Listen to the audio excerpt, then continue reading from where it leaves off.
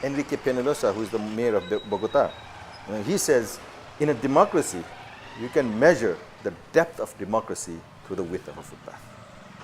A footpath is where everybody is equal, whether you are a millionaire or you're just a person on the street. Okay? And that is public space for everybody. A street, if you talk about a city street is not just a place where cars or vehicles run, not a place where you go from point A to point B. A street is where you experience a city. It's a public space through which you experience a city.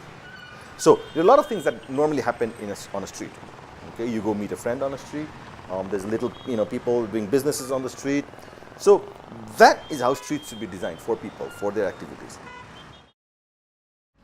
Now, of course, if you have a bike lane, that's telling the people that a person with a $30,000 car is equal to a person with a $3,000, $300 bicycle or something. Yeah? So that equality is important in society. So the environmental problem is one aspect, but it's the social problem that generates, where you're dividing the society into the haves and have-not, the rich and the poor, and we're making a city for the rich, and the poor just start to fall out of the sidelines. So I think that change that happened rapidly in Nepal. Okay, and it happens rapidly because it's just past 50-60 years that Kathmandu has started to really change. And the first highway that connected Kathmandu to the Tarai came 60 years ago or so, 65 years ago, and that's when rapid urbanization started. So this change process we haven't been able to manage properly, I think. Well, the air quality situation in Nepal, in the city of Kathmandu or the other cities, are bad.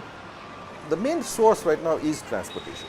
The technical aspect is, yes, a lot of the vehicles are old and polluting. The second part is, in the transportation system, is the system as a whole. For example, the public transportation system is really inefficient in a way. Yeah? So as a result, it's a big increase in number of private vehicles. In fact, the vehicles in this country, number of vehicles, increasing at around 14% a year, which is about 3 times the increase of population increase. Now, of course, what we see is that the road dust is visually more of a problem. But then if you look at the smoke, it's more of a problem from a health perspective, because the smoke have very much finer particles, and also they have more toxic particles. Yeah?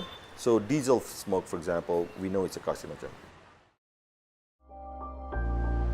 We're not the most polluted city in the world, but we're right up there in the top 10%. So we are one of the most polluted cities in the world.